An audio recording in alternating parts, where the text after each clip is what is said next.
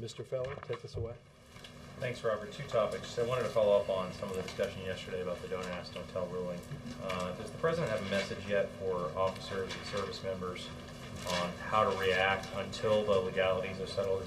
Should gay service members keep their sexuality secret? What I would tell you is that the Department of Defense is working on guidance for the entire chain of command that should be ready and out soon, and I would refer you to the Department of Defense on that. What can you explain is the White House's role, if any, in that discussion? In the guidance? My assumption is, and I will double check, my assumption is people here may have seen it. I don't know the answer to that, though. Let me check on it. Okay. And more broadly, can you describe, since this ruling came down, I guess a couple days ago, what the President's engagement or involvement has been? There've been discussions, obviously, between this building and the Department of Defense and the Department of Justice. The President's been involved in meetings with the Counsel's office to get an understanding of the lay of the land, and has been very involved in this. Ben, you know that the President has, as I stated yesterday after having talked to him, the President believes that this is a policy that undermines our national security, discriminates against those who would sacrifice their lives for their country, and is unjust. That the policy needs to be changed and should be changed. His hope is that the Senate will take up the legislation pending before them to do just that, as the House of Representatives has already done.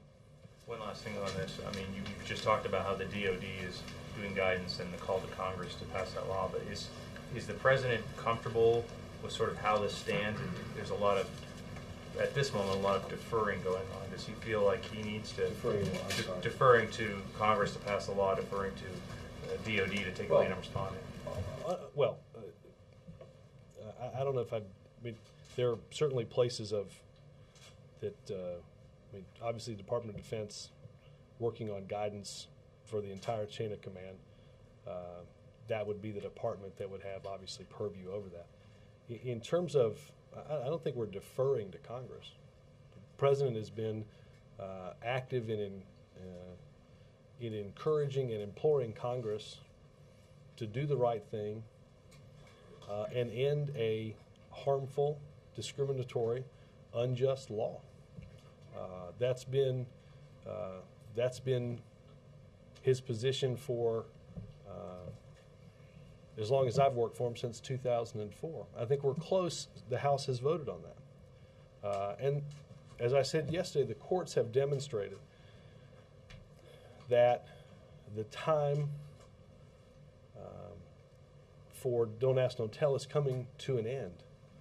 There is a legal roadmap that shows that courts are ruling on behalf of plaintiffs and against this law.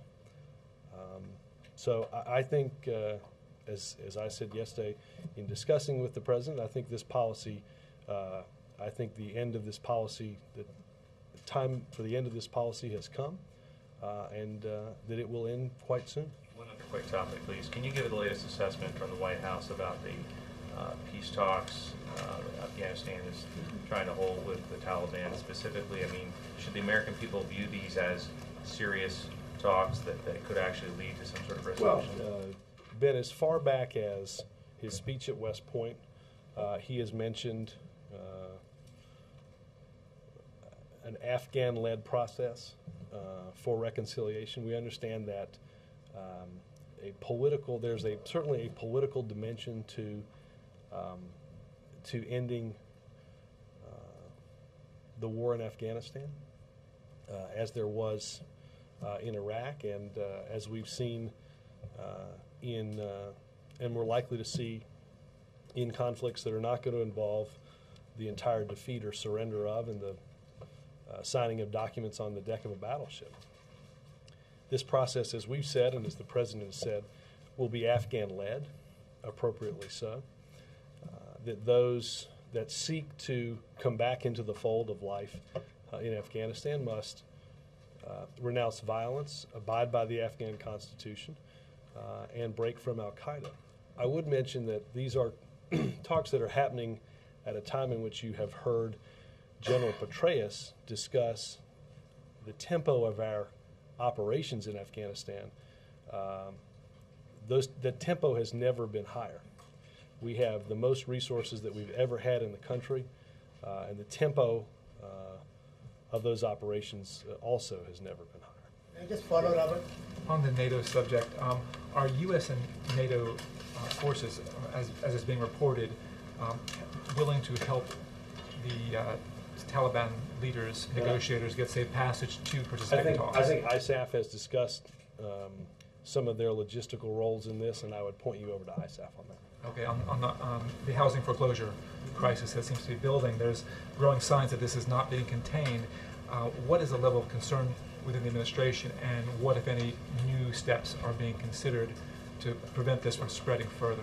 Well, Matt, as I talked about the other day, we believe that every servicer should live up to the full extent of the law, and their failure to do so should be met with accountability. We are in full support of what is being done at the State Attorney General level in the announcement of their investigation. We have federal regulators that at FHA who started earlier this summer a comprehensive review of FHA-approved mortgage servicers to monitor the steps in the foreclosure process. That process is ongoing, and last week they expanded that to a full review process. In addition, the Financial Fraud Enforcement Task Force at the Department of Justice is examining the issue, and the Attorney General has discussed publicly that the task force finds, if the task force finds any wrongdoing, that also should be met with appropriate action. This is failing to deal with the obligations under the law to live up to your responsibilities in mortgage servicing is a serious problem and has to be rectified by those servicers. And we're certainly supportive of those steps. So are you completely ruling out any administration support for a nationwide moratorium on foreclosures? As we've discussed, what happens at that point is that anybody that's entered into a contract or a pending contract or a pending sale of a home in a distressed area that has seen a lot of foreclosures, that those transactions and therefore that recovery in the housing market stops. It's frozen. That obviously can have, we believe, and others believe, a very negative and detrimental impact to our economic recovery efforts and the housing market in states that have been hardest hit. We believe the best place to examine this is, as I mentioned, directly with the obligations of those mortgage servicers. Are you ruling out supporting a moratorium? Well, we have. I think we have stated clearly the reasons why we have not called for it and don't altogether think it's the best idea. Yes. On a couple of occasions from the podium, you have talked about how the president hasn't spent a lot of time thinking about his re-election campaign in 2012. Yeah. Now, in light of what the vice president has said, has the president made up his mind about running again? If he has, he hasn't told me. And what about today's town hall? What does the White House hope to gain from that? Look, I think it's another opportunity in an open setting to hear from directly from Americans, in this case, younger Americans, about their cares and their concerns. I'm sure you'll hear, as we do at almost all the town hall meetings that we do, a wide range of subjects, dealing with the economy to our foreign policy to a whole host of domestic issues. And I think it's another opportunity for the president to describe the steps that we're taking to address our economic recovery and deal with a whole host of those issues that we have to deal with. So, going back to the back and forth the White House is having with the Chamber of Commerce, can you respond to the argument that the Chamber is making that this might opening up their books might cause potential harassment to their donors?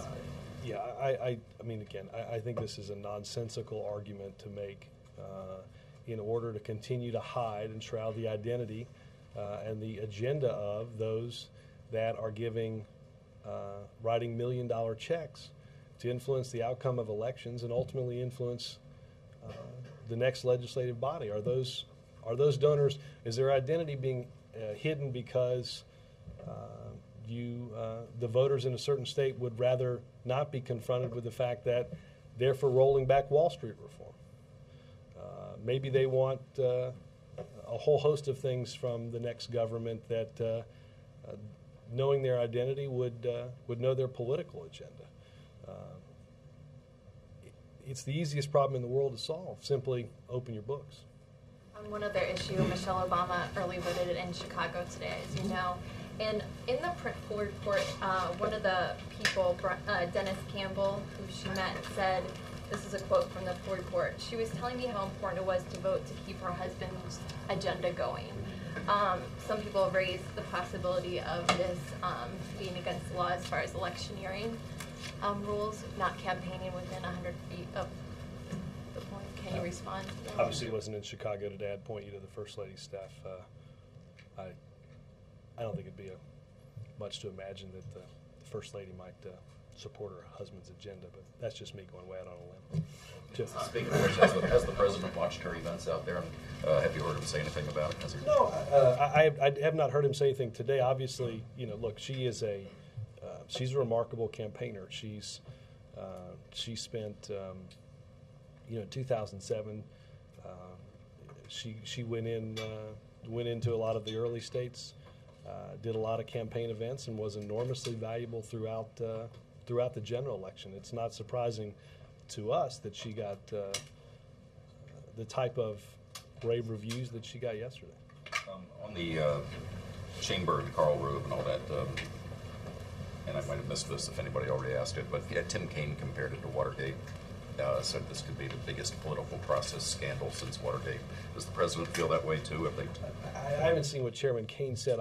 Look, obviously, what happened around this is pure conjecture about what he's discussing. But after that campaign, we passed what the campaign finance laws that we now have on our books that require the giving of to a federal candidate, that giving to be reported. Who that person is, who they work for, the basis of our campaign finance and our disclosure laws. I think what everyone should be able to agree on is that sunlight and disclosure are the best policy. On Afghanistan, how big is this? Does the president see this as a potential turning point? Well, as I said earlier, Chip, I think that, and I would certainly refer you to, Secretary Gates and Secretary Clinton are at a joint meeting of NATO defense and foreign ministers, and both spoke about this process today. I think it was Secretary Clinton who said, if you're in the Afghan government, you don't make peace with your friends. There's a political element to an ultimate solution in Afghanistan, and it is appropriate for us to provide support for an Afghan-led effort to do just that. Is this the continuation of what's been going on, Yes. or is this a new moment? I think this is new press for a continuation. To be totally honest with you, again, this is something that the president mentioned in his speech at West Point. This is discussed in the Rose Garden in the presence of Hamid Karzai. This is reconciliation, reintegration have been topics that have been discussed for many months. But the idea of there being talks in Kabul and with people coming in and with the U.S. military and ISAF reportedly paving the way for people to come to Kabul, couldn't that be the start of something new? Couldn't that mean a turning point? Look, I think our hope is that that certainly those that once sought refuge in the Taliban will as I said, renounce that membership, renounce violence, break off from Al-Qaeda, and adhere to the laws and the Constitution of Afghanistan. That would represent, in any form, a positive development in the history of that country. Is this significant enough that the president's been on the phone with General Petraeus or Secretary Clinton or Gates? This is the topic of reconciliation is something that comes up in every meeting that is done in the Situation Room on this, and if I'm not mistaken, no, he's not spoken to General Petraeus in the last day or two. Yes, With respect to Peter Baker's impressive 19 pages in the coming Sunday magazine, can you talk to me about Obama 2.0? President seems to think that he's going to have a different and probably better relationship with Republicans, whether they do well or poorly in the November 2nd election. Explain why. Look, well, I don't know the outcome of what's going to happen in several weeks, but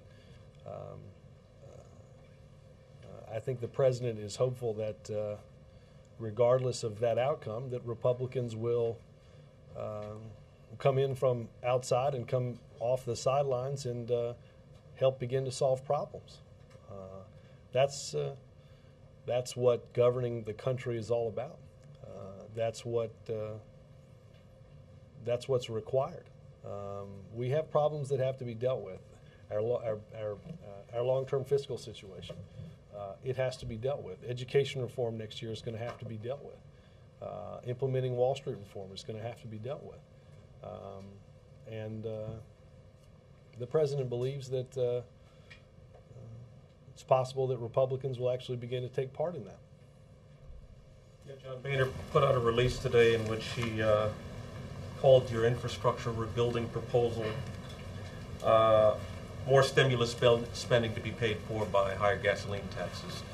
What indication do you have that Republicans will join the process? Well, look, I think that the message that voters have sent for years now is stop bickering and start working. We're hopeful that eventually that message reaches even John Boehner. Chuck. A couple things. You mentioned in the Afghanistan, the tempo has never been higher. Mm-hmm. So you believe we should draw the conclusion that with the surge fully in place, you think that is what is sped up reconciliation talks? Well, look, I think that I certainly think that there are those involved in the conflict that have never seen the pace of operations as high as they are. Look, obviously there are going to be some that you never assuage.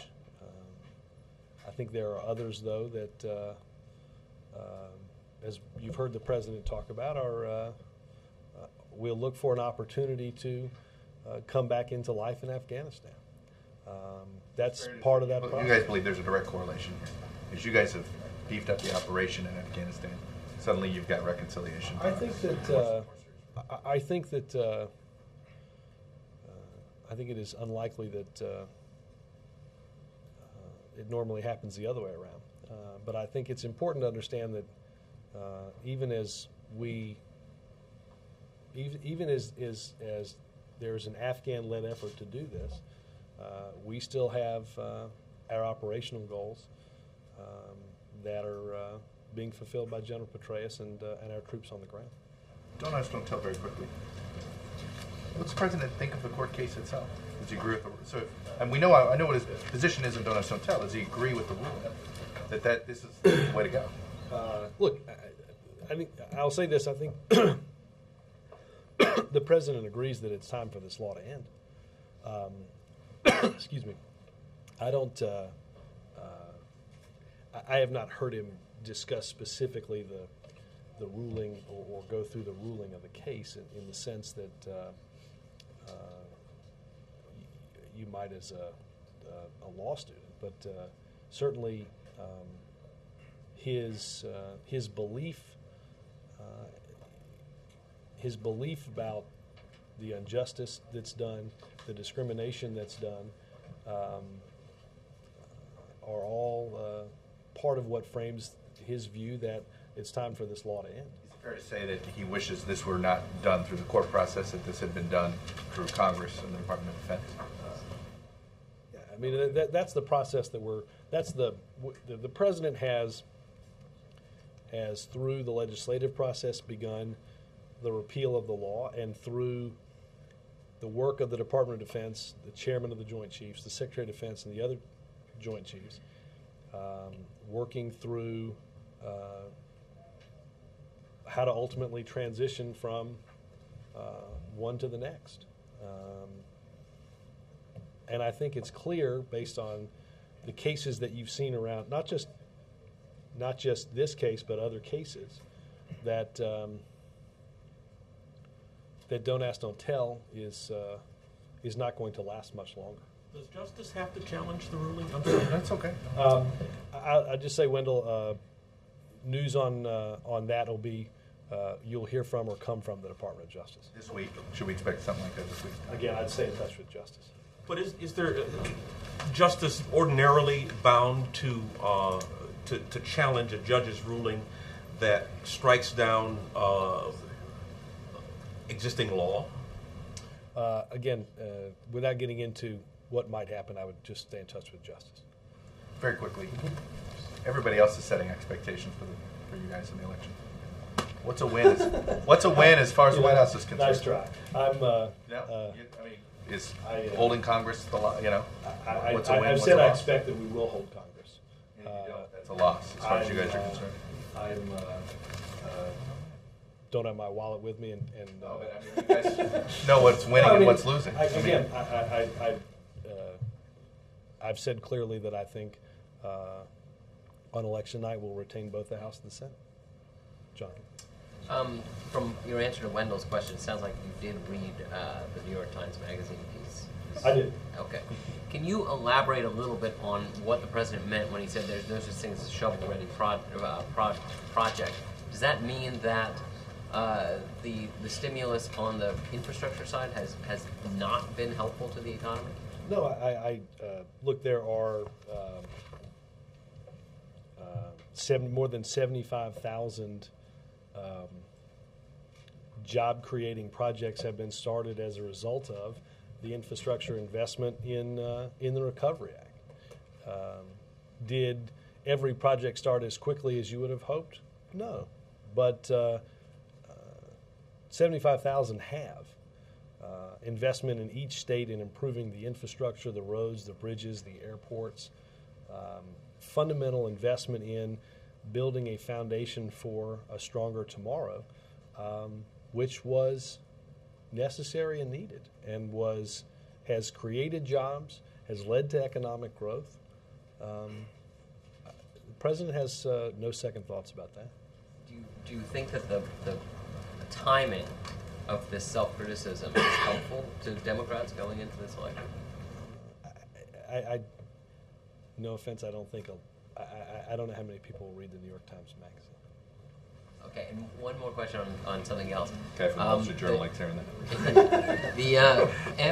Said could be said and underscored for the Wall Street Journal. Go ahead. MTV has asked some of the people who submitted questions if they also have light questions regarding pop culture, and I'm wondering do you think that the president wants? I think I'm the last pop culture person that anybody's going to want a question from. I mean, does the president want these things to be lighthearted, or does he want some harder-hitting questions and say he got at George Washington University? What good is? What in George Washington University at the town hall? Look, Jonathan, I've been doing town hall meetings with the president since 2004. I don't know how many hundreds we did in 2007 and 2008, and we've continued to do them in 2009 and 2010. I don't recall ever coming back thinking, boy, that was a series of easy questions, because the issues that we're dealing with in this country right now, from economic recovery to the challenges that we have overseas and in Afghanistan, there aren't any easy issues. I don't. Lobsters or freeze? No comment. I wasn't asking. I know. But, you know, look, do I think that, do sometimes people ask questions about, you know, something that doesn't involve a piece of pending legislation before a subcommittee in front of Ways and Means? Sure. That's just human nature. Do you know if the White House approached MTV and BET and offered the president for a town meeting, or was it the other way around? I thought it was an invitation from them, but Mark, let me check. I mean, they have handled the logistics for this. And on Don't Ask, Don't Tell, if you say the president agrees it's time for Don't Ask to end, he thinks it's unjust, discriminatory, why isn't he celebrating the court ruling? Say, great, it's over. Don't enforce it. Well, obviously there is, as I said yesterday, Mark, there has to be an orderly transition. That's what the president has worked on with the secretary and with the Joint Chiefs. I think it's safe to say the president believes that the court has dealt another blow, as the House of Representatives vote did, to ending this law. As you said, a law that the president believes is discriminatory and unjust. I think, again, the court demonstrated that the life expectancy of this law is coming to an end. The court said it was at an end. And I think it will be at an end very soon. I'll come around. Mr. Dorning, welcome. Thank you. On Afghanistan, Secretary Clinton was talking about red lines in these talks. We're talking about quote-unquote red lines in these talks. Can you tell us give us a better sense of what the U.S. red lines are, and does that include, for example, allowing the Taliban to continue as a political movement? You know, let me get some. Let me see what she was discussing in that interview. I don't remember seeing that particular line. This obviously is an Afghan-led process. They are, as we provide help, this is something that is up to the Afghans to lead and the Afghans to construct. But if we have red lines, when you say red lines, it usually means those are strict lines that we think shouldn't be crossed. Well, again, we have enumerated that that must include, as I've said, renouncing violence, breaking from al-Qaeda, and ensuring that your willingness to adhere to Afghan laws and the Afghan Constitution. Would that include just allowing the Taliban to continue as a party? Again, I don't. I'm not an active participant in the talks. Another easier question. You guys are going to Delaware tomorrow, where the Democratic candidate, I believe, is 19 points ahead in the latest public opinion poll, and the Republican loser has declined to endorse the Republican candidate. Can you give me a better sense of why, less than 3 weeks before an election, it makes sense to devote both the president and the vice president's time to this Senate race? Well, I think it's a very important race, Mike. I think that's why you had a national news network hosting on its airwaves last night a debate on its airwaves about it.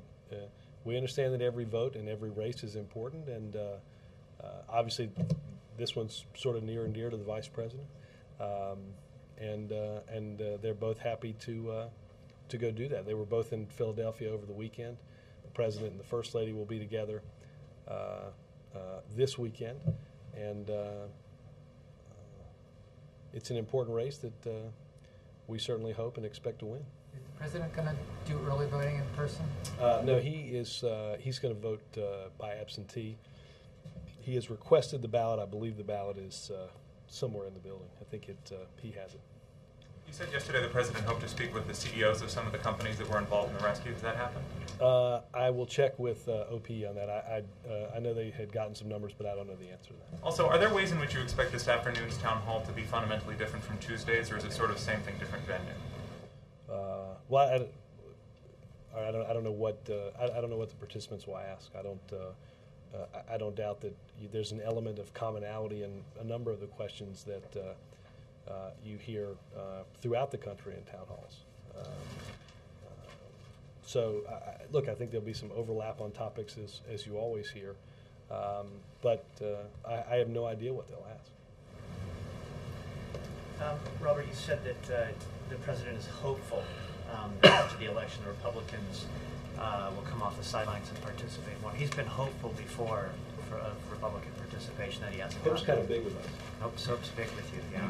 And does having more Republicans in Congress give him more leverage to bring them into the game, or well, again, is there something more than hope here? I think there are a series of problems that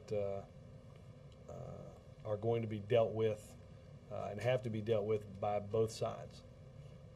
We are not going to solve our long-term fiscal problems.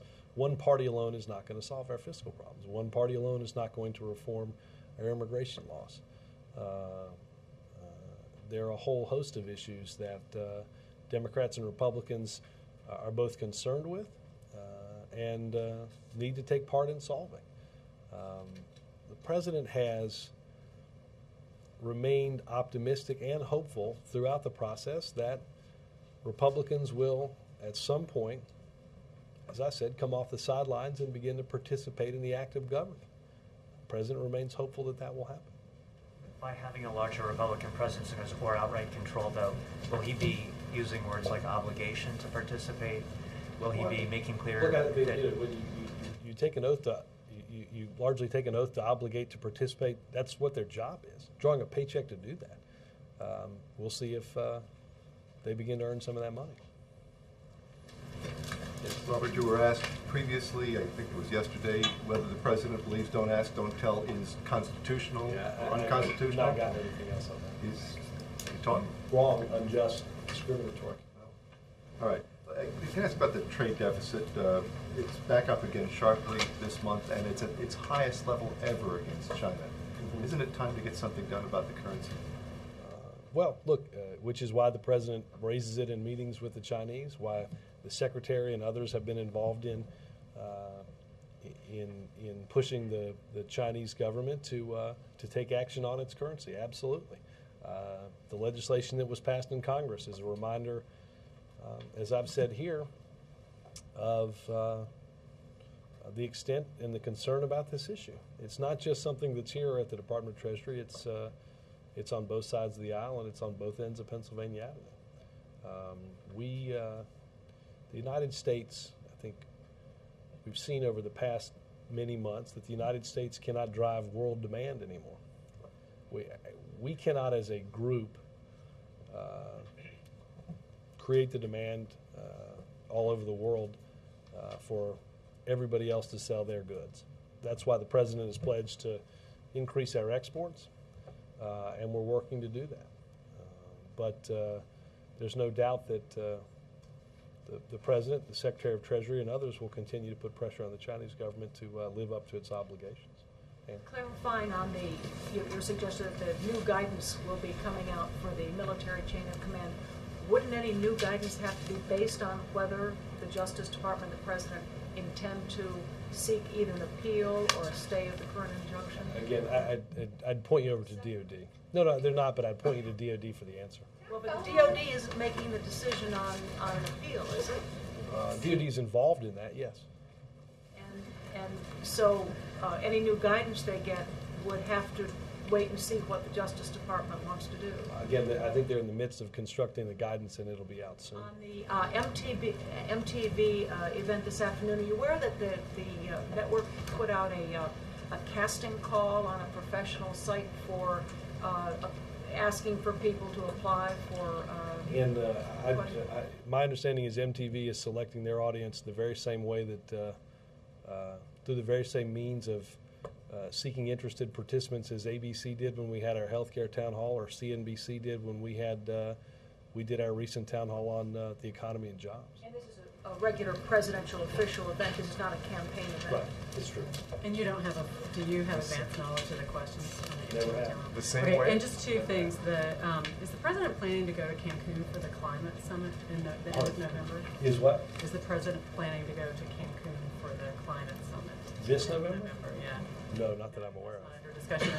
Also, has he personally heard that some members of the military overseas have not gotten their absentee ballots yet? I've not talked to the president about this. I know the Department of Justice has recently been involved in cases with states around military ballots and the MOVE Act. I've not talked to the president about that. Is that outrage you? Well, again, I think the Department of Justice has said quite clearly that states must comply with the law.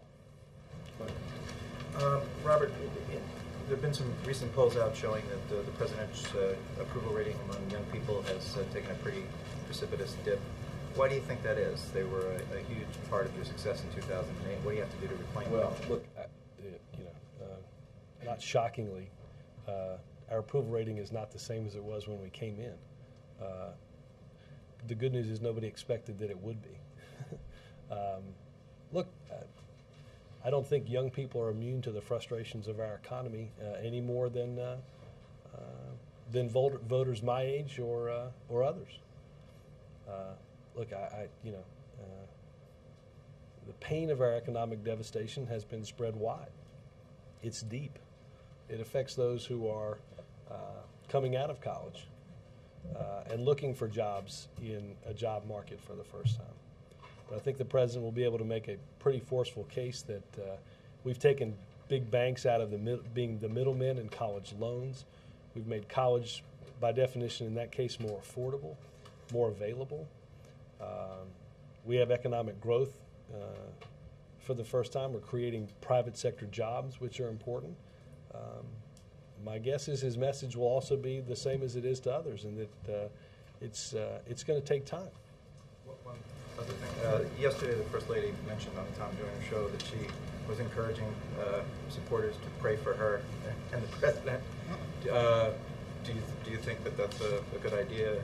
Praying on behalf of people? Sure. Do you have anything against prayer? I used to pray before tests. Look,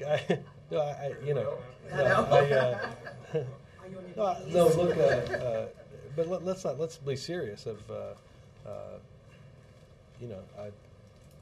In church they pray for.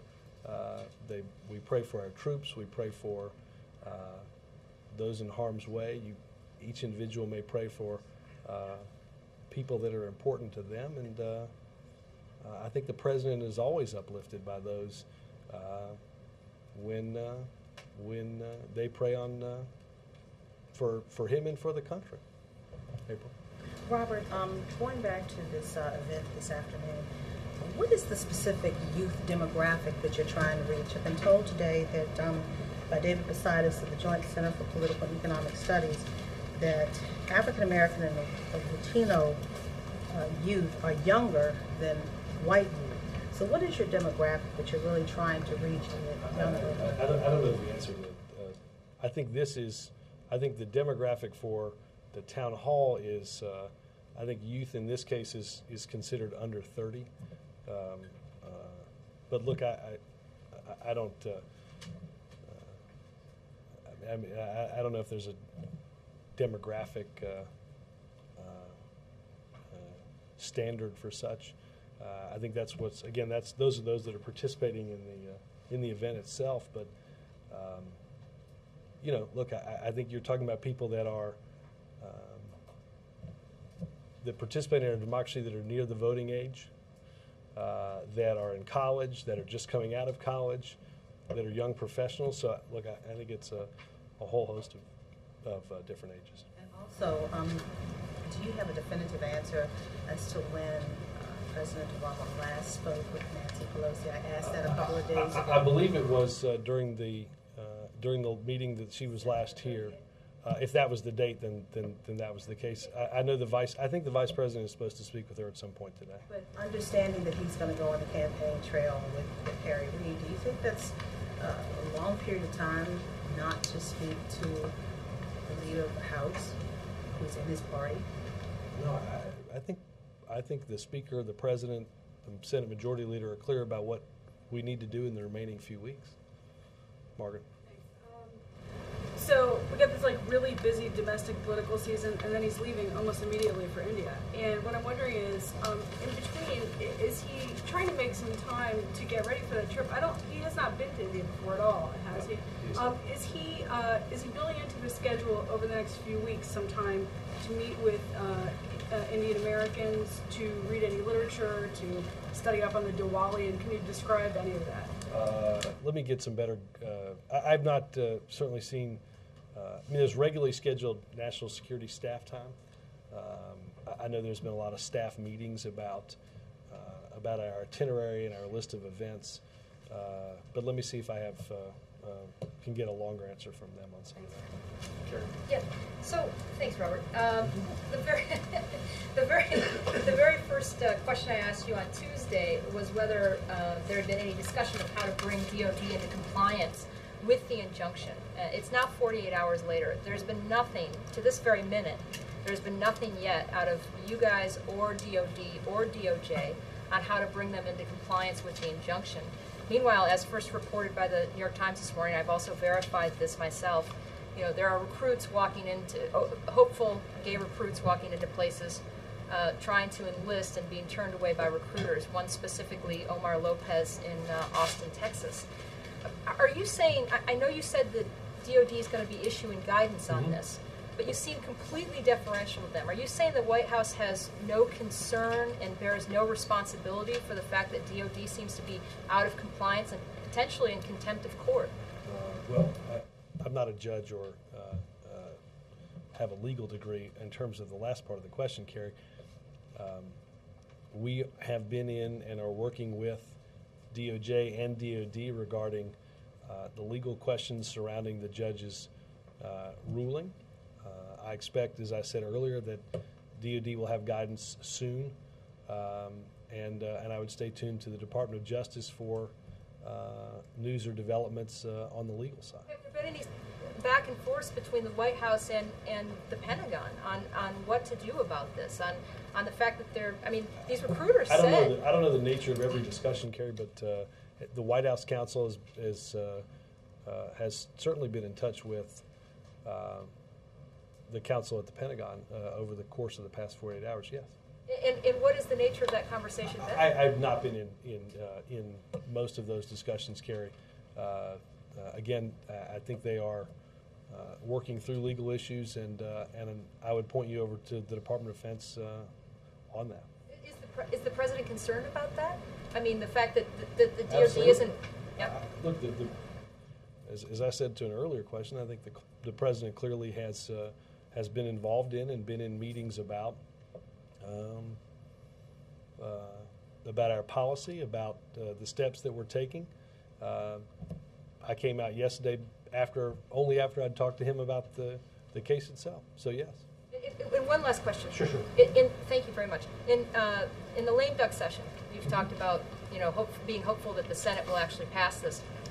Will the president actually lobby senators and work to make that happen? I mean, will he be reaching out to people along with Secretary Gates, perhaps? Well, I know that the president, it's an important priority of the president. It has been for a long time. We've made progress in the House, and I anticipate, yes, that the president will be involved in moving that important piece of legislation that contains a repeal of Don't Ask, Don't Tell in it. So actually talking to senators. I think, again, the president believes it's time for this policy to end. That the best and most durable way for it to happen is through legally repealing it. That's what he's supported. That's what he's worked with members of the House to get passed, and will do so in the Senate as well. No commitment on talking to senators. I just said that he would be very actively involved in that. If that Carrie involves talking to senators, absolutely. Does that involve staff here talking to the staff of senators? Absolutely. I don't. I think you took yes for a no. Sam. Is it unusual that the president would go more than 2 weeks without talking to the Speaker of the House? Not that I'm aware of, no. I mean, do they regularly go that length of period without speaking? I don't have a list of all the times that they've spoken, Sam. Again, Congress hasn't been in session. fairly clear from every part of this White House what our objectives and goals are for the next several weeks heading into the election. You can see how that would seem odd, though. I mean, it's No, not actually. no. Did she have an Bill? email address? Robert, back to He had to respond back to that. back to the Peter Baker interview. One sentence that struck me as the president said one of the things he's learned is you can't be neglecting of marketing and PR and public opinion. Is that a general admission on this part that well, we've got a lot done, but we did a lousy job selling it? Well, I think, Bill, what I think you've heard him and others say, myself included, is we did a lot of things that we knew didn't poll well. I've said it in here 100 times. If the actions that we took were based on the information that we got from a pollster, it'd be time to get a new pollster, right? Nobody ever went into a meeting and thought, you know what? Helping the auto companies stave off bankruptcy is huge. Nobody thought stabilizing the financial system had dramatic political benefits. Leading the country, though, is about doing what's right when it has to happen, not waiting for it to be politically popular. But he seems to be saying it wasn't enough to do it. We should have been better salesmen. I don't think anybody would dispute that. And was he particularly talking about the health care reform legislation, or just in general? I'd have to go back and look at the what surrounds that sentence. My sense is, again, that it has a lot more to do with, again, some of the things that had to be done that weren't necessarily easy or popular to do. Nobody likes to, like I said, nobody likes to have to take extraordinary action to ensure that the economy doesn't fall off a cliff and into a Great Depression. But that's what we had to do, and those are the actions we took, and it staved off that Great Depression. Thanks, guys. Robert, can I ask a quick question about this? With Bill Clinton's campaigning in dozens of districts across the country, is the president pleased with what he's doing, and is he frustrated that Bill Clinton is so popular and can go so many places where the president doesn't seem to be welcome? I think President Clinton has long relationships with many people that are running for many different jobs at many different levels. We're, of course, enormously thankful for former President Clinton to be able to go and campaign on this administration's behalf and on behalf of candidates that we also support. Look, there are some sending a president, and I think President Clinton would probably be the first one to tell you, he travels with a slightly smaller entourage of assets as a former president than you do as the sitting president. That's true for that's also true for the vice president and for the first lady. Plus, you don't have that day job called the presidency. So, but look, we're enormously thankful, and I think Bill Clinton has done a wonderful job. Thanks, Seth.